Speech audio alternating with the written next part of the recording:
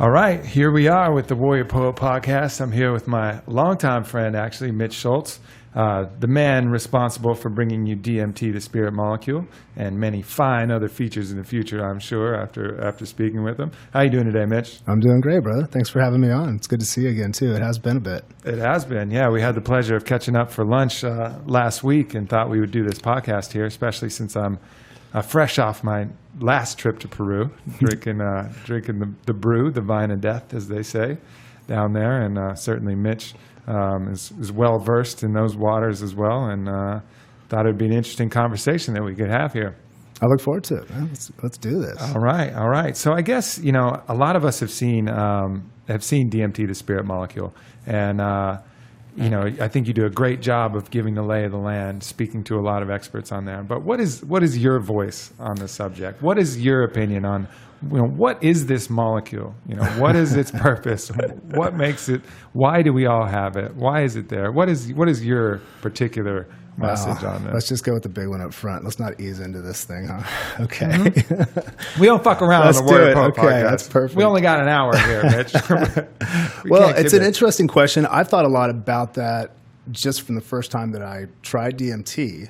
But then once we started shooting, some of my biggest, I don't want to call them revelations, but just kind of insights into my own personal perspective was sitting there and going through all the footage. We had about 100 hours, 50 interviewees that were just absolutely amazing. All articulate. They could all spell out things that, even if they were just kind of theory at this point, they wanted to, wanted to believe it. You're like, damn, this is great. And this is gold.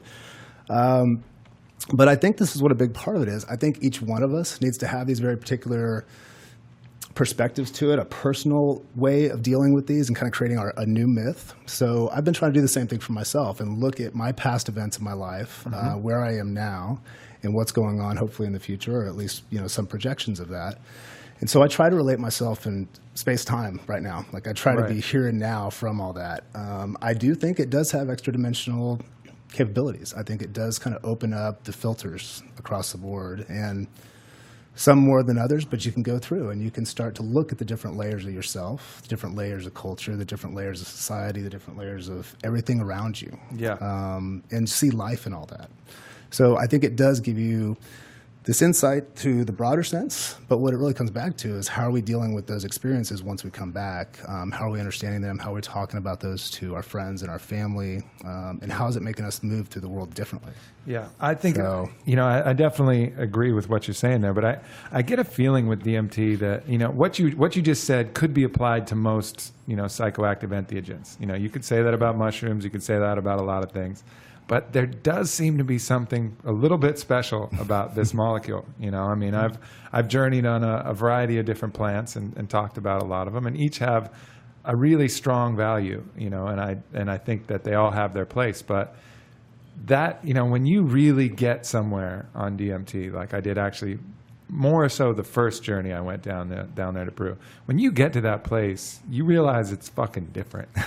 Like there's some other area you're getting to that's just not quite the same as just kind of changing your cognitive filter, as Aldous Huxley would say, and allowing more awe to get in. And there just seems to be something a little different there.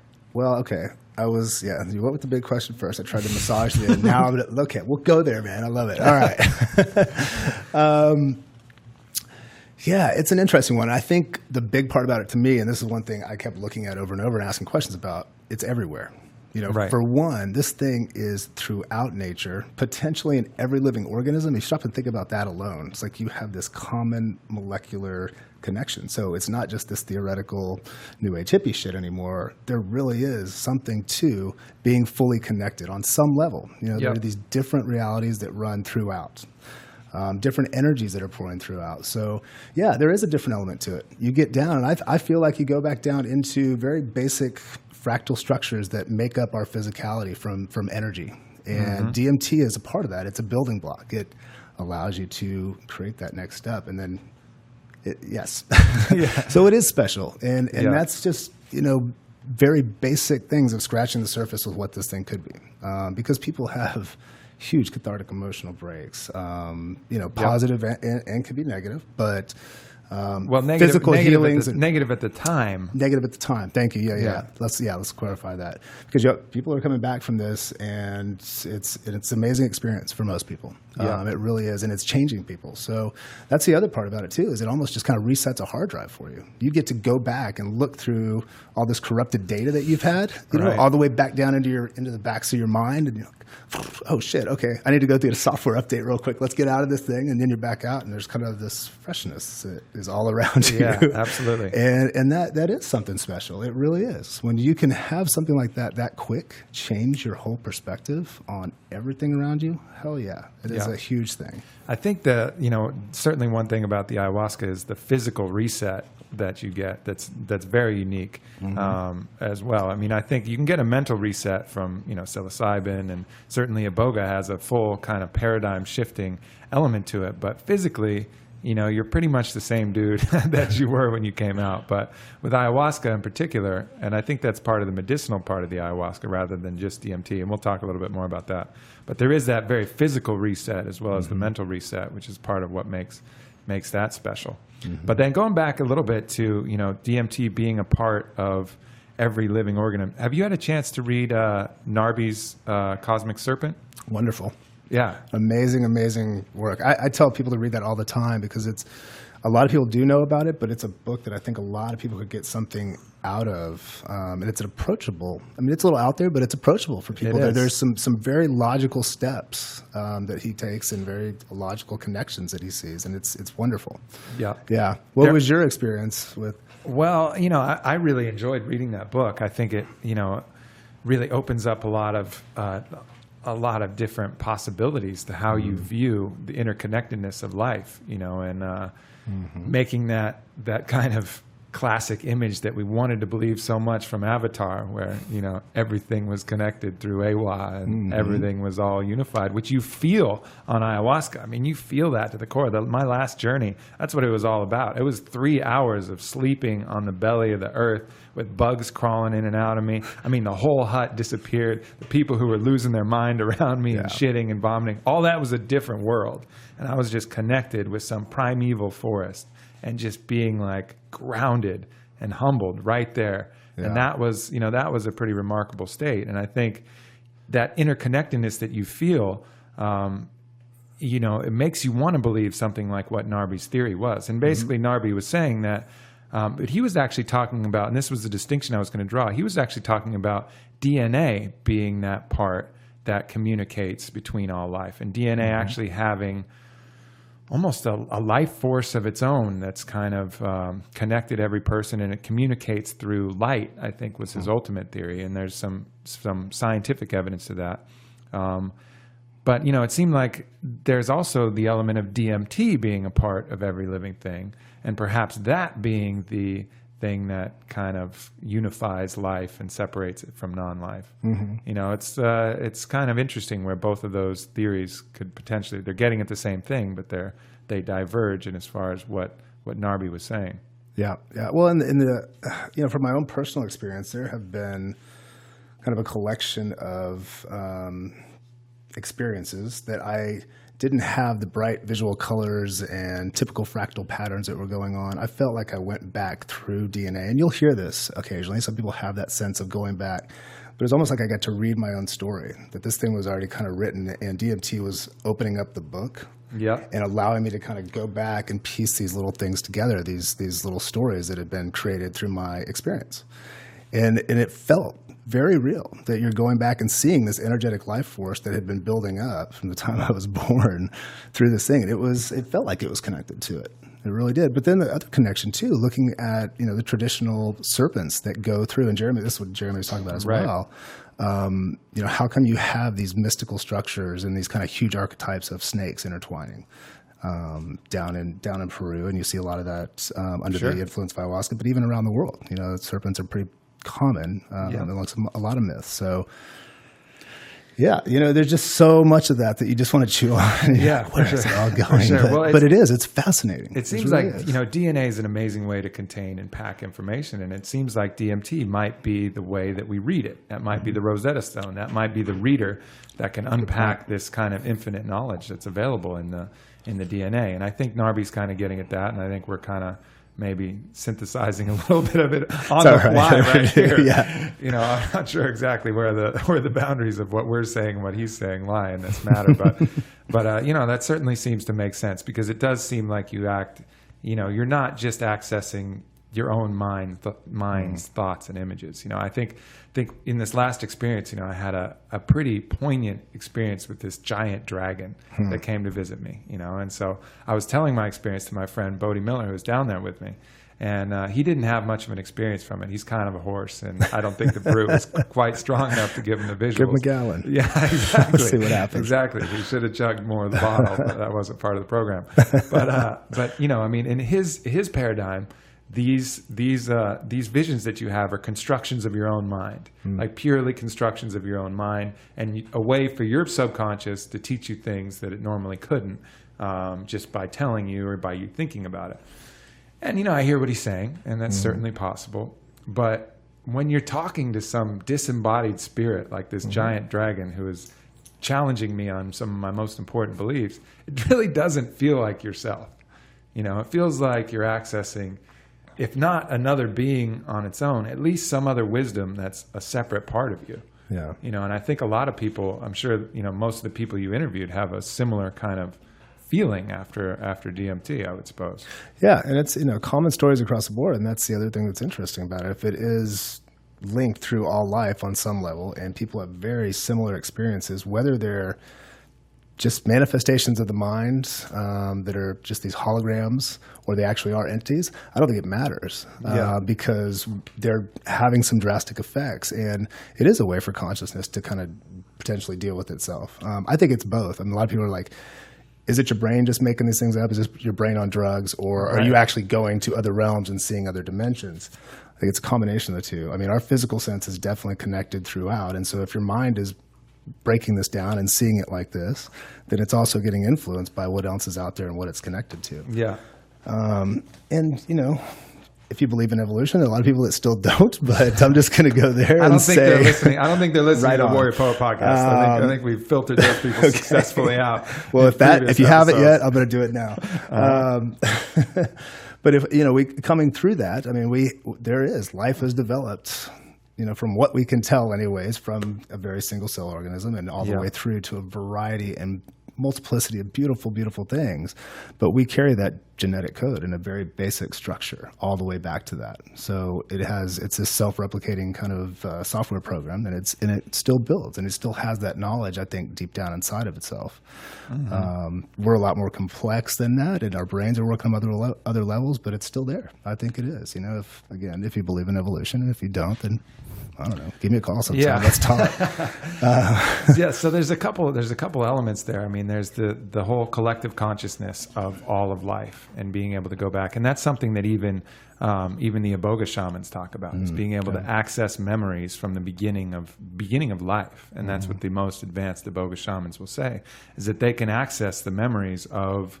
I guess they're really talking about DNA. They don't use the word, but they access the memories of all life since the beginning of time, and that's that's them kind of showing off, I think, a little bit. That's what they say when they get to be masters. And there's a couple things, you know, it's a bit of a macho kind of tradition, the Iboga thing. And, you know, instead of just finding their spirit animal, they got to find it and fight it and kill it, you know, before it becomes them. Meet them in the next dimension and do it again and again. Yeah. It has some of that element, but that's kind of what they're talking about. But then, and I certainly believe that that's possible. I mean, there's so much information that can be coded in the DNA, and so little of it is actually. Do we actually know what the hell it's used for? I mean, the amount that actually controls the expression of our genes is some fractional percentage, and then the rest they call junk DNA, or they have some other names for it. But you know, really interesting tidbit on that. I've been looking a lot into language and trying to get a sense. And Dennis McKenna actually mentioned this to me. There's a law called Zipf's law, discovered by a linguist that looks at this proportional dimension of every human language. So the first word in the language that's used the most happens twice as much as the second, 3 times as much as the third, so on and so forth. They found that same proportional connection in our DNA lettering or structure. Yep. And they find that throughout this junk DNA. Yep. So what is that? You know, is there like this deep message that's actually implanted inside of us that maybe we can rediscover or discover once we're at a certain level of technological expertise or being able to sequence that genome. And so, yeah, I mean, what kind of crazy crap is it to say it's junk DNA? Anyway, that's egocentric. It's pretty arrogant. Yeah, it's pretty, well, I don't know what it is. It must be junk. Yeah. So that law is actually, it's called Zipf's law, Z-I-P-F. It's a little hard to understand that. I actually saw Graham Hancock did a bit. Talk about it. He talked about that a bit in one of his books, and that was pretty eye-opening for me as well. It's fascinating stuff. Kind of finding that. So perhaps, all of the experiences of past life is coded in our DNA, and this is accessing that infinite wisdom from that knowledge. But then there's also the other possibility, which is certainly what the jungle shamans, the kind of paradigm that they've constructed, in which case we are basically, imagine like a toothpick through the layers of an onion, and those are the different dimensions, So we're used to occupying our consciousness on the third, fourth dimension, whatever, space-time. That's where we kind of have our consciousness. But there's other parts of our, infinite spirit and, life force that is connected through the other dimensions. And they think they're 9. That's kind of their paradigm that they have. And so when I had my experience, they said, well, I was accessing the 8th dimension. Well, from the 8th dimension, you can access basically all different parts of everybody else's toothpick, if you want to put it that way, or all different parts of life. And so, the idea of whether this knowledge is coming from some past coded collective experience that's coded in our DNA, and then the DMT is kind of accessing that code, using it as a translation, or whether we're just transcending, our current dimension and accessing wisdom from an alternate dimension that's not dependent on prior knowledge or life. I mean, is it one or the other? Is it both? It's kind of hard to say. It's a really, who knows at that point? We'll figure that out. I want to be on the team, dude, because it's going to take off. Like that's going to be on a whole other level. Yeah, but it goes deep from there. But then, if you're talking about the entities themselves, they consider these entities of a different dimension, different dimensional entities, non-physical entities. So, like the dragon, for example, they would place that in the 6th dimension, at least in the paradigm from the maestro I was working with. So a 6th dimensional entity, non-physical, and it comes and it's there to teach you and show you shit. And I don't know what it does. I don't know what it does when it's not teaching and showing shit. I mean, does it hump? I mean, what does it do in its dimension? Does it eat? Does it, Why didn't you ask those questions, man? Like I don't know. Those would have been next time you're there and you see the dragon, dude. You should totally ask him. Hey, what do you do in the off time? What do you do when it's summer comes around? You need some time to kick it, and I'm not here. Yeah, exactly. Because it seems like all they do is teach, but if they existed, you got to figure they can't be teaching all the time. Yeah, they have to be doing something. So anybody out there experiencing a non-dimensional being, ask it what it's doing for just for shits. Those are important things we should probably start thinking about bringing back. Like if this communication is taking place, if it really is, let's just say it is. We need to get past that awe point and start saying, hey, what's happening? And, building that consciousness too, if it is going that way. I agree. Yeah. So simple questions, people. Don't ask the big life things. Like they don't want to know. Just ask what they do. Yeah. Everybody's so worried. What are you here to teach me? Why don't we interview them instead? Exactly. I love that. Maybe we'll get one on the podcast. That's deep. That would be good. That would be great. That would be great. I don't know. We won't do that. I have to do it live from Peru. Yeah, exactly what I was saying. Before the authorities come pay us a small visit. I think there's something to that. I really do see this as other dimensional beings. And I think there are, we live in a very small framework as human beings. We hear a certain frequency. We see a certain thing. I mean, it's super limited to what we have. And the biggest thing that I learned from my DMT experience, the very first one, when I came back, all of the prior experiences that I'd ever had that were strange, where I had dreams of flying or seeing entities or any sort of supernatural event that you just didn't talk about, especially as a kid. And I had some of these, like some of my earliest memories, and holding those for so long and not being able to communicate those, it became a burden after a while. Sure. And right at the point of kind of coming back to this consensus reality from that first DMT experience, every one of those things disappeared. It was like, this is it. And that's okay now. You know that. And that was the most beautiful part about all that, I think, was being able to say, okay, I'm comfortable with all that, and I have my own relationship to it, and I think it's there. And it felt like it showed me It's all right. You're moving through a sea of goo and enjoy it, Right. There's so many different, personal things that you get out of this experience. I think, one of the overriding ones that everybody gets is that removal from the fear of death. I think that is, one of the reasons why they call it the vine of death, is because that's a very common theme that it takes. Because I guess that's the basic, most human fear that all of us kind of hold. And I think it's something that shackles a lot of people. And I think one of the reasons why a lot of people are drawn to this work is, conquering that fear of death. And, I actually watched Ray Kurzweil's documentary, Transcendent Man. Have you seen that? I have not seen it yet. Very, very interesting. Obviously, Kurzweil is a total genius. No doubt about that. I mean, just look at what he's created, what he's done. But the overriding force in his life is a dreadful fear of death. Yeah. And what he's done, he obviously knows, he's smart enough to know not to ask, sweet baby Jesus, let me live forever. That's not going to cut it for him. So he's trying to create technologies that are going to allow him to live forever. And he wants to live on through some kind of cyborg, machine, human, hybrid that he's trying to kind of push the technological future towards so that he can do that. But there's and he's also, he has issues with his father having died, and he wasn't there, and he wants to kind of take his father's memories from his brain and be able to project them somewhere so he can come to terms with his father. Wow. But the thing is, with all of his genius, he's missing some technologies that have been around for thousands of years that could help him do that. Ayahuasca is a technology that could help him get over that fear of death and realize that, once we're done with this meat sack, it's just on to something else. It's like nothing to be that terrified of. And, same thing with his father, particularly Iboga, is extremely powerful technology for getting you in touch with. Now, again, is this a question, are you accessing your own memory of them, or are you accessing their God self or their higher part of their spirit?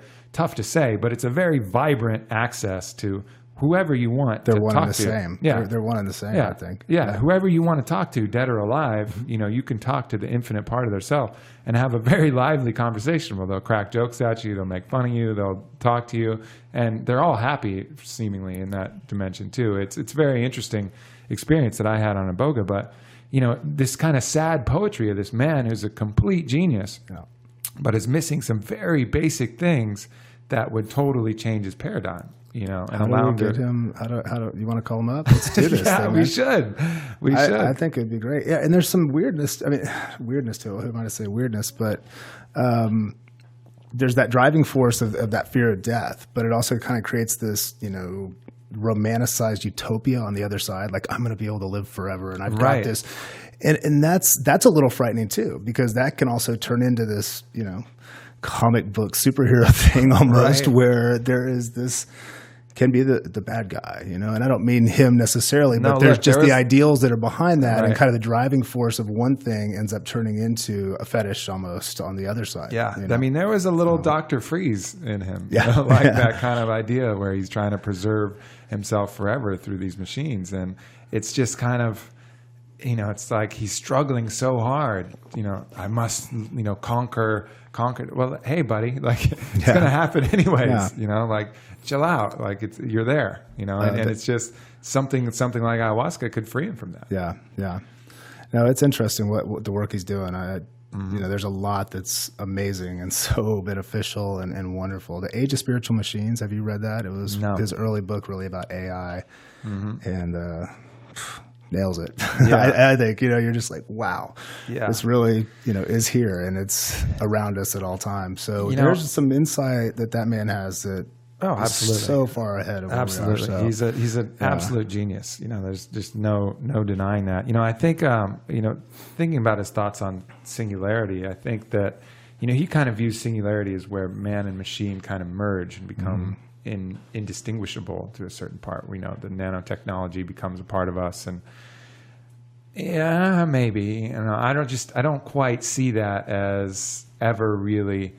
I think once you actually truly believe in the infinite nature of the soul, you can't ever really make the next leap to say, a machine's going to have that.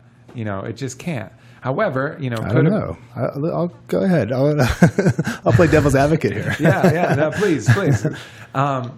however, I do think that a machine could basically merge with us and handle all of our immune function necessities, all of our energy necessities, and all of our computation necessities. Certainly, I mean, those parts could be outsourced. I don't think that's particularly necessary. But I think, for me, the real singularity would happen when the spirit could consciously choose which body that it entered in and out without having any of that memory loss or anything like that. That's the point where it's like the singularity happens. It's the software, really. And actually, Kurzweil says that more in the AI book. It's not going to be this robot that comes and takes us over. It's a interconnected brain that starts to be able to learn. And I think that can happen. And I think that I don't think our ancient animal ancestors had the forethought of they were becoming human beings. Yeah. And I'm not saying this is the case. This is just some things that I've been thinking about. No, but could we potentially be at that same place now of creating this next level, this kind of transcendent body level of consciousness through technology, through writing softwares that are doing kind of what we do, but also an extension of that at the same time? Is there a life force that we're putting into that? And I think, Ray's going towards that, but I think that we could potentially argue that. He's going towards it, but I feel like it's the wrong way. I look at the internet really being the global consciousness. I do see it, and it seems so maybe a little cliche at this point, but there's something to that, having all the world's knowledge there. Now, whether those connections are fully being made, but I think they are through different algorithms. Those are the sorts of things that our computational brain does. And once you start looking at these larger computers and cloud systems and being able to pull in a lot of these different aspects, layer them on top of one another, see the patterns, you start to see how reality gets built up. And so that potentially could be this growing entity of us. I don't know. Throwing it out there. We'll see. Could be. Chris is doubting right now. I'm doubting myself now with this look, but okay, we're gonna roll with it. No, I think it's good to get the other side of the possibility of it. I guess for me, I just feel like there's another category. There's a way that we should be going, and that way, if you want to try and get to that part of the singularity, you gotta become masters of the spirit and these other extra consciousness mechanisms. You know what I mean? I think it's like there's the technological way to get there, which is I just don't think that'll ever transcend the computation and form and function kind of methodology. But maybe we do need to outsource that, so we have 500 years to do nothing else but take ayahuasca and fucking figure the rest out. But I think I just feel like there's a breakthrough that can happen, but that breakthrough is going to happen through, spiritual work and spiritual technology, perhaps. Finding the way to synthesize the exact best delivery mechanism of DMT instead of just fucking brewing a bunch of plants, up together. I mean, the technological aspect of this hasn't evolved in thousands of years. This is what I think it is. It's going to be more, when we get away from this more arrogant and quite honestly male-dominated approach to technology, and there's some of this cool stuff going on. It's biomimicry. We'll start looking into nature and seeing what that spirit is and being able to play with that and mimic that, again, software, so to speak, within a different system, but through this kind of electronic network that we're building here. I think we could see a lot of those benefits because you can kind of maybe instill that spirit, but also do it in a way that's not like dominate, and knowledge, data. This is all mine. Right. Control power. Opening it up. It is an open source. We walk through a huge open source reality machine, and most people just sit back and let other people kind of determine what that is. And we have the ability to go out there and start playing with these tools and making our own realities. And the technology is helping in that regard in certain ways, being able to do that. And maybe it's just the beginnings of it, but. Well, I think there's been a giant, just as the church back in the Renaissance retarded the growth of technology because of fear and because of their deal, and people had to basically take risk of life and limb, risk of being burned at the stake to run, experiments and write theses that could push the field forward. I think we're in the same kind of environment now where the area where we could experience the most growth are in technologies which are being suppressed by the government. I think there's some studies that are being done and getting approved, but the amount that could be done if this was legal, not only just by scientists, but by everyday people experimenting and real geniuses. Like, I can only imagine what Ray Kurzweil would come up with if he took, a couple grams of Iboga. Holy shit. Unlocking that kind of mind on this. But those minds tend to be the ones that are, they'll follow these kind of government dogmas that'll prevent them from doing that. I think we've gotten lucky in certain circumstances where a Graham Hancock will come along and take it, And it always happens in the underground, man. And it's the counterculture that's making everything move and happen, as far as I'm concerned.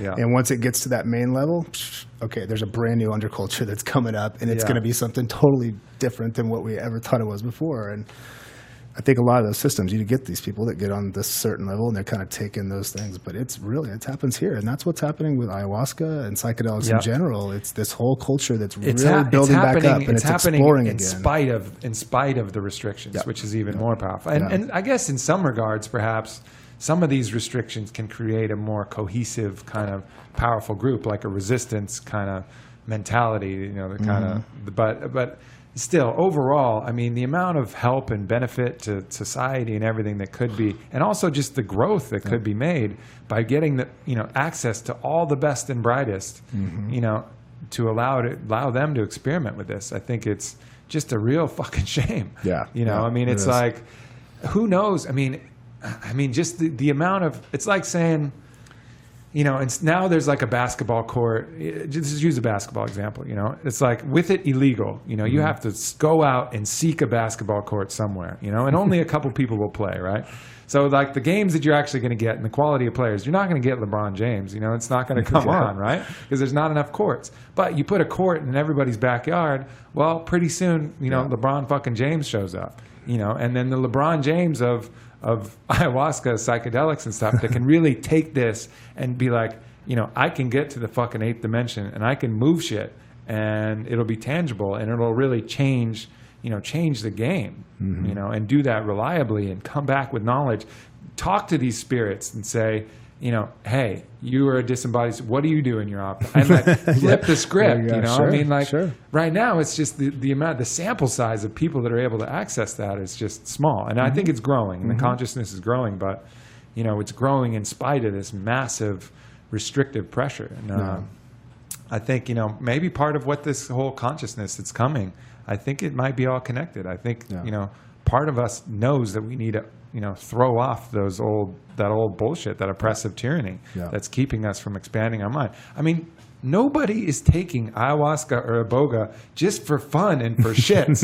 Like it doesn't. No pun intended, right? No pun intended. Yeah. It's not fun. Like why? I mean, the only reason to make it illegal is they're scared. They're scared of what the consciousness might shift if it does it. I mean, it's and like I said, it's going to happen in spite of it. And I love the idea that ayahuasca herself has this consciousness, and she's spreading herself around the world to make the difference. And I trust in that spirit more than I do these systems that we built up. And I think that will ultimately win out. I think it will prevail too. It will. I mean, because the other system is clearly not self-sustaining. I mean, we're seeing the cracks in the facade now, and the cracks are just going to spread. And hopefully, it's not this fucking violent situation where we're down to guns, dogs, and zombies. Bullets and zombies. That's all zombies. I kind of look forward to that, I mean, hopefully it goes a little more gradual, but there's going to be kind of, like in any earthquake, when it first shifts, the plates shift, it gets stuck, and then there's a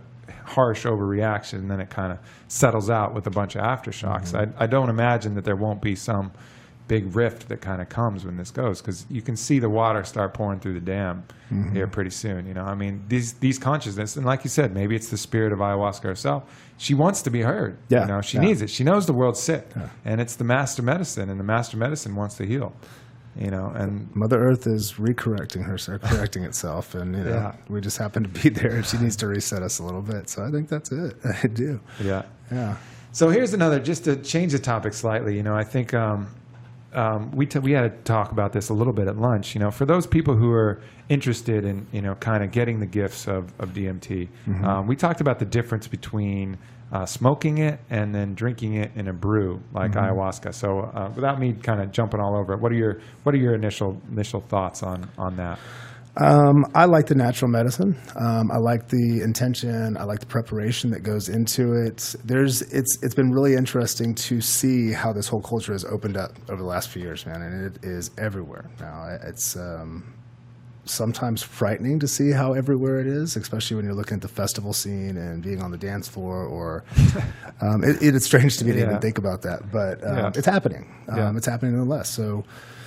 I don't think that's the best way to go about it. I really think that you're going to get more out of the experience, and not only just the right set and setting there, but also just how quick the DMT experience is compared to the ayahuasca. You're going to come back more in shock than you will having some kind of bigger life questions possibly answered. Right. So I've had my experiences on both. That's why I made the film, but I really think it's the natural medicine, and I like the intention behind it, and going through the dieta and going through a thought process of meditation and really, asking those bigger questions. Yeah, I agree. And I think the way it goes in and out, I've also, done both, obviously drunk ayahuasca a lot more frequently, but DMT gets you so deep, so fast. Yeah.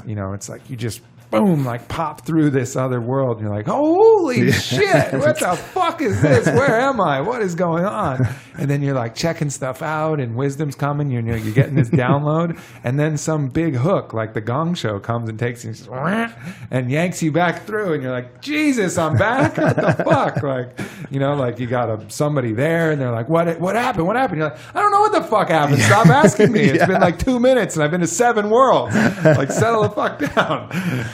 It's this crazy kind of run that just happens so fast. Yeah. Whereas ayahuasca, you're on this kind of slow climb, steady build, and then you crest, and you hang out at the crest for a while, and then you're coming back down, and everybody has a chance to kind of, all the information has a chance to download. Plus, you get the powerful physical benefits from it. Yeah. You can either go through a lot of therapy and love, or you can go through an ass kicking. So it's really up to you. It's a shock and awe kind of thing. And, you'll get more out of it, I think, with the natural medicine. So yeah. Yeah, I think that's a preferable way to do it. There's again with the technologies, it's just the way that they make the ayahuasca is combining 2 different plants. One is an MAOI, and one is a DMT containing leaf called chacruna. Obviously, there's many ways that one could go about creating an ayahuasca brew. And I think you mentioned you knew somebody from Australia and they were interested in ayahuasca, and they got the message, hey, you can make this brew yourself with plants that grow locally in your environment, and that would be the Syrian rue and the Mimosa hostilis, the acacia plant. And so, I think I just feel like there's so much more that, obviously ayahuasca has the traditional, use, and it's in the jungle and it's still legal down there. But, there's just so many other avenues for exploration on how to really, get this kind of exact reproducible experience with a variety of different plants. And I have no doubt that those medicines, even though they'll have a similar kind of effect, will have their own wisdoms to it, and an own part of the medicine. What part of Syrian rue and acacia, what wisdom, what spirit does that carry? Is it the same spirit as ayahuasca, or is it different? And those questions aren't answered. I think it's different. I have experienced the acacia compared to the mimosa, and I would say it's a completely different signature. It's very similar, and it has a lot of those characteristics that are parallel, but completely different spirit. Yeah, different look, different feel, taste, smell, all this synesthesia together, even multiple ones. But yeah, it has a different sense, and so those plants, I think, they have a different signature to them. So I'm curious to try this blend that they have over there, or that people are working with over there. Interesting stuff. I agree. And I think, basically the combination can be reproduced probably on most every continent, I would say. I don't know that for sure. And obviously a caveat here, if you're trying to experiment yourself, be very, very fucking careful, because an MAOI basically prevents the breakdown of both good and bad things. So you have to be very careful with your diet. Make sure you're not on any SSRIs or any kind of pharmaceuticals or anything like that. Even certain fermented products. Don't do it, for one. Yeah. educate yourself. Yeah, really educate yourself. Arrowwood is a wonderful place to go visit. Arrowwood.org, by the way. Yeah, absolutely. Great resource. But you know, so anyway, so don't just, you know, take this and say, you know, Warrior Poet's saying to explore willy-nilly. No, definitely not. I mean, do tons of research Mitch and says figure don't, it out. for the record. Mitch says don't. I opened up Pandora's box, and now I'm telling you don't. Yeah. But anyways, yeah. I mean, but you know, there will be pioneers that are going to go out and they're going to do this the right way and kind of figure this out. And it's just, I'm interested to see where that can go. Mm-hmm. You know, like where all of this can be. Because, you know, one of the things that was challenging about this last ayahuasca experience is, you know, the DMT content can vary dramatically between different harvests and different leaves. And it was pretty clear to me that this brew I had this year was not as potent as the one I had last year. Because we had about 50 people take it both times within the whole group. And last time, I mean, the thought of drinking a second cup, people were like, "Second cup, you fucking animal, you're crazy!"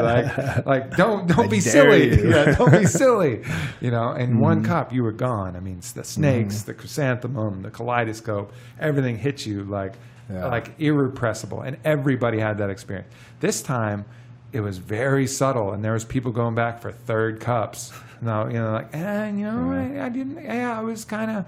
It just didn't seem to have that kind of potency that it could, and that's part of the deal with dealing with these natural plants. I mean, I think in any of these, you know, the DMT content can vary dramatically, and it's one of the challenges when you go down to Peru or something like that to kind of get a reproducible experience. It's just you have the tradition there, which is beautiful, and the Icaros, and some of the things that are, you know, you could never replace. Yeah. But as far as like the consistency for, you know, scientific type of exploration, you're just not going to find that quite yet, you know, with that kind of experience.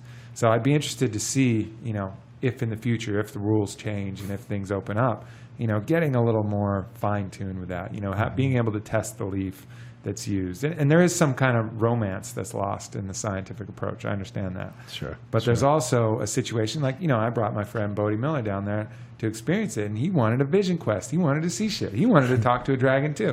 And he didn't. And, you know, and it's really because the brew didn't have the high enough levels of DMT. Well, and there's probably, you know, I think there's also some other things to that as well. I think our minds play a role in that. Sure. I think the people around can play a role in that. Even the shaman themselves can play a role in that. And some of our Western minds do not fit that whole model down there is completely different, a completely different access point to reality. And sometimes it can be difficult to kind of break through there. And sometimes it takes a little bit more. And when people go down and romanticize about it and think, I want to go have some visions, that's typically when it doesn't necessarily, it's not going to do the same thing to you. Sometimes it can slap you across the face and you'll learn something. Yeah. But I think it's common a lot of times that people don't really get what they think they're going to get out of it. Sure. You know, or there's a little disappointment, or, you know, it's one of those things, and this is why I like the natural medicine as well. You have to work with it. It's true. Know, it's not just a one-time shop, you know, come on in, boom, now I'm 100% better. No, it takes time. I get you. And I guess, you know, and that's a very reasonable perspective. I guess for me... Was it the same shaman, by the way? Same shaman. Okay. Same shaman. You know, did he have a different look in his eye? Or was there anything like, what the fuck with these people, man?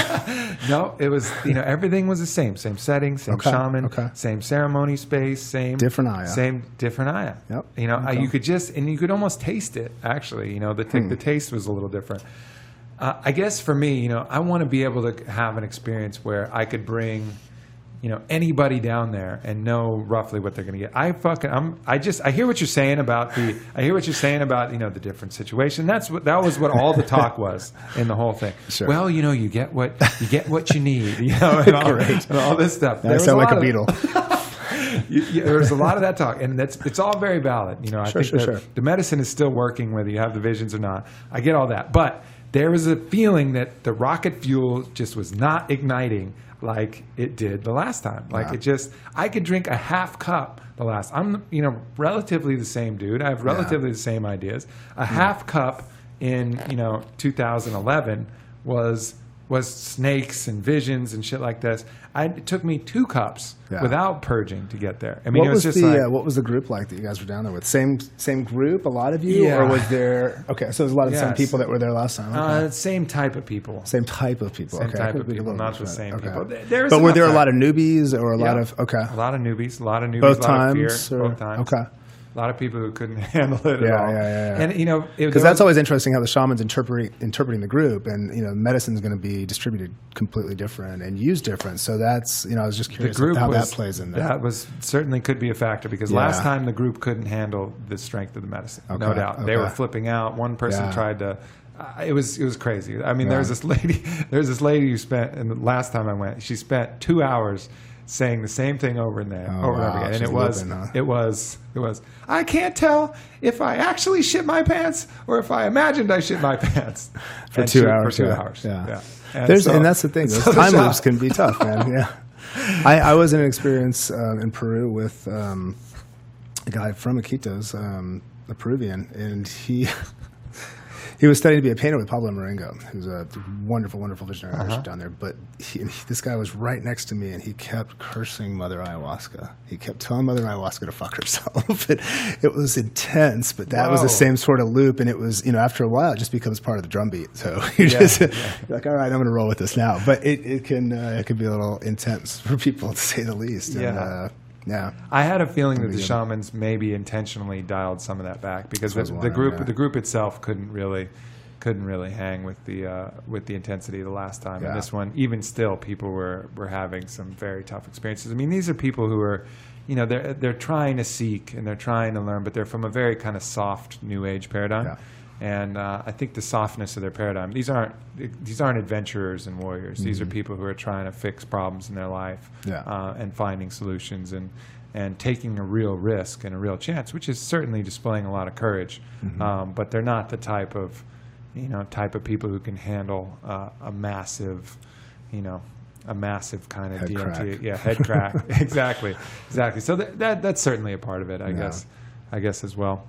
So as far as what are some? Do you have any particular interesting stories you've heard since the documentary that you've thought this would be something cool to add, but you're already in the can with your documentary? Anything? As far as a new documentary and stuff? Well, no, just new stories or new stuff. Like after you've published the documentary, anything else that's come up that you could kind of add to that, or any experiences? One of the things that we're doing with all the footage is this DMT remix project. So I'm curious how other people are starting to tell these stories. We put together an hour and 15-minute film, but we have 100 hours of great interview footage, and there's so many stories within that. Mm-hmm. And some of the little videos that people are starting to make and put out there, they're clever and they're thoughtful. It's not just a bunch of trippers kind of putting stuff together. Yeah. But there's this huge push right now, a huge renaissance about psychedelic work. So there's documentaries coming out all the time about Iboga, been approached for some ayahuasca stuff. I think I'm moving away from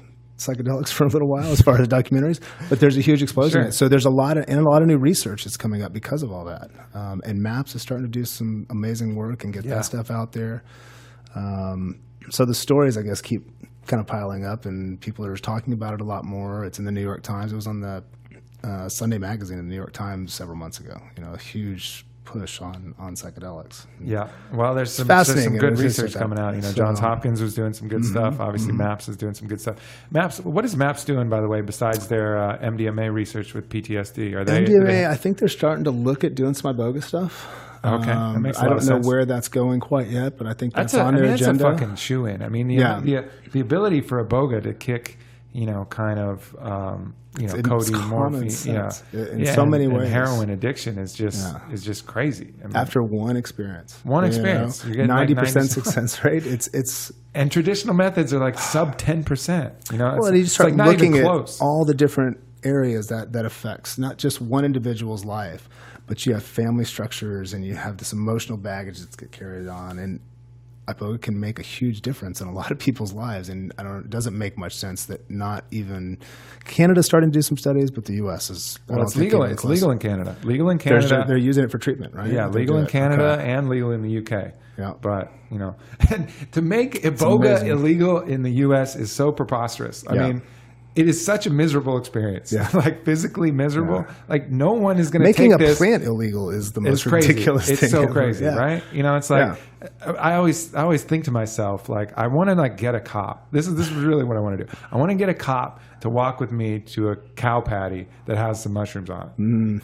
And I want him to tell me exactly when it becomes illegal. So I'm gonna like stand by the cow patty. Picking it. That's it. I mean, what if I like touch it? If you just rub it. Sir, could you step away from the shit? Stop playing with it. I mean, when do I get arrested? You know, I mean, it's well, like, there were some laws that were happening over in Australia recently, and I don't know what all's passed, but I mean, part of the new law and the new standard was if you go and collect leaves that have fallen off the ground from an acacia, that can be intent. So from picking up a leaf, essentially, that can essentially get you arrested. Now, I don't know if that's happened over there yet, but that was part of the talk, and it was, you know, because they were starting to become aware of how much DMT is out there, especially in Australia. The acacia has massive amounts of it, and 5-MeO at the same time. So it's all sorts. But it's interesting. When does it become illegal?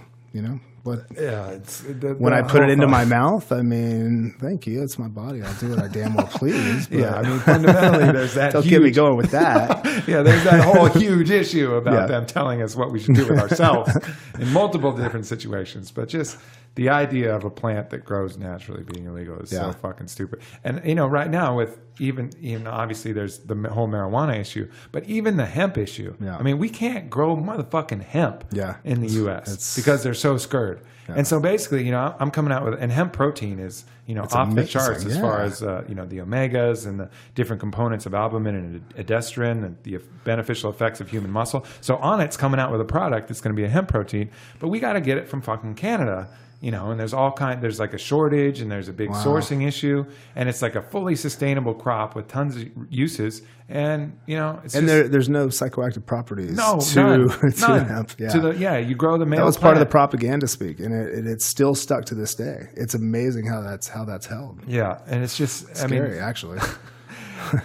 and yet, so many intelligent people can talk about this. Yeah, you know, but then at the end of the day, we're all kind of participating in this system that's, you know, still there's people who will argue with these points. I don't even know how they argue with. I just think they change the subject now. Yeah, you know, or just say something to an audience that can't respond because the logic is gone. Yeah. They're just not. They're not supported by anything. Yeah. You know, anymore. Guns, bro. Guns, and they got guns and money. Yeah. There is that, but yeah, absolutely. They can enforce it, you know, no doubt. But it's those older power structures, and those are collapsing quickly. I think a lot of it's already happened in some ways. You know, the hemp thing is probably a little bit behind, but the medical marijuana, medical marijuana should just be done. It should just be for recreational purposes. I mean, let's just all be upfront and honest. But they're cracking down on that. They're like going the opposite way. What the fuck are they doing? I don't think it can happen. It's too late. The floodgates are open. It's been too late. You know, the Supreme Court is, you know, giving the UDV and potentially the Santo Daime the right to drink ayahuasca as a sacrament, which they should. So and these little precedents are starting to happen. Sorry, go ahead. Yeah, so for the people who don't know what's going on there's two different churches. The Church of Santo Daime and is something the Vegetalistas. Yeah, Uni de Vegetal, I believe. And I'm probably butchering that alone, but union with the vegetable or the plant. Yep. So anyways, they take ayahuasca as a sacrament and as part of their religious beliefs. And they've actually won some very important Supreme Court cases to allow the use of ayahuasca here in the U.S., right? Well, the UDV has, and that was granted to them. It's a small organization. The Santo Daime is growing quite a bit, and I know they were in case in the state Supreme Court. Don't think it's gone to the National Supreme Court yet, the U.S. Supreme Court. Yeah. But the precedent's there. I mean, the Native American Church said it with peyote usage for their sacrament. UDV used that same case. And so now, you know, as law works, you know, you have these things laid there. And if the argument goes well, then it should be fine. So then we just need an Iboga church, and we need a mushroom church. And we need I really want to get away from the idea of church, man. Like, why do we even have to put a church structure on it? I guess that's such an old. And it was smart. You know, the people that went to war for the Native American church, that was it. You know, in church, it was like, here's how we're going to be able to sell this to this structure. You know, it's a church, but my goal would be, let's just, we'll get rid of Oh, the yeah, church and we'll obviously. call it whatever. Obviously, but we got to find ways to kind of backdoor our way into the system Absolutely. to a certain degree, and at least in that case, I mean, what are the real requirements of a church anyways? I mean, it all gets really fuzzy at that point. It really could just be a place where you go to do it, and everybody, and you could get a branch, get a new pastor, which would be a shaman, and then, have places where you can take this stuff legally all over, and then maybe have sacraments you can take home for home prayer, or, for whatever. I don't know how it has to happen, but I think it has to happen. I mean, there's a lot of sickness in the world that I think could be easily fixed by these medicines that, whatever your religious and spiritual beliefs are, it's hard to get away from the idea that these plants are here for a reason, or at least can be utilized for extreme value to ourselves. And they're here with us. And if it is, if you do have a spiritual or even religious belief, I think most of those would be that this life around us is part of us, or at least on some level. And they're not just here by happen chance, God, or however you interpret that, put everything here for a reason, and they interact with us. They interact with us. So why are we able to experience that? Well, there's got to be some potential. I think there is a reason behind it. So go out and check it out, people.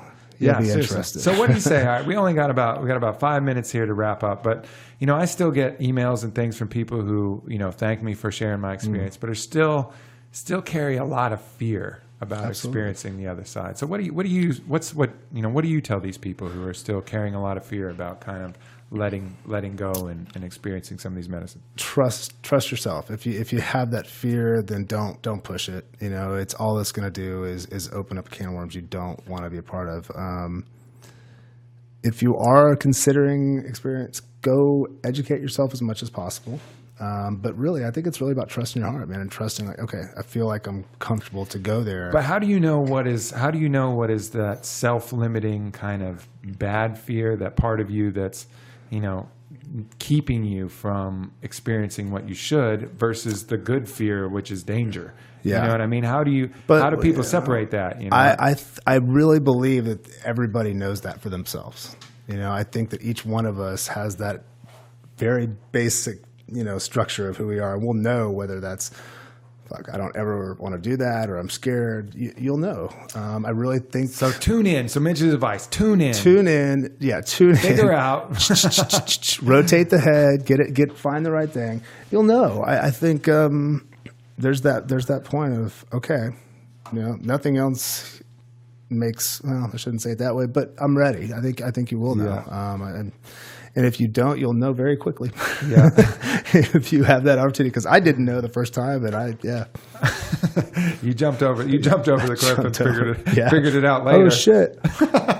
Figured it out a few years later. Yeah, I think there's a lot to be said with that. And obviously, the first time you don't want to rush it. You don't want to carry unnecessary anxiety and different things in it. You want to be ready. You want to be calm, and then witness and allow what the plants have to teach you. And obviously, you don't want to carry around a lot of concern about the illegality of it. Talk to your friends that have had the experience. Yeah. Sit with them. Be a sitter. There's a lot to be learned from that, and wise. you can take a lot in, I think, yourself, and learn a lot from that by just being able to sit, and hold space. Yeah. So, but you got to just be able to keep your mouth shut. Yes. If you're going to do that. Yeah. Don't be a dick and start to talk to them about different random stuff. Just be a sitter, observe, be peaceful.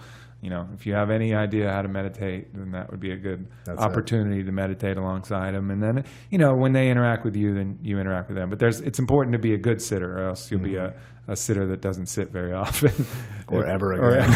Or ever again. Or ever, yeah. Yeah, because it is a challenge to be in those kind of spaces if you're not familiar with them. So, but yeah, that's absolutely great advice. Find one of your friends, find somebody who is experiencing that, sit alongside them, see what they're going through. And I think you'll realize that most of the fears that you have can be eased that way. That they get to these states and they come out of them. You don't need to drive yourself to the hospital if you're in them. And I definitely don't think they're for everybody. And I definitely like to say that. So that's part of that reason of knowing, you'll know kind of thing. Yeah. And, I'm a little more aggressive than Mitch. I think so. I'm a little more aggressive than everybody. Mitch, but I certainly appreciate, I have to walk the fine line, my brother.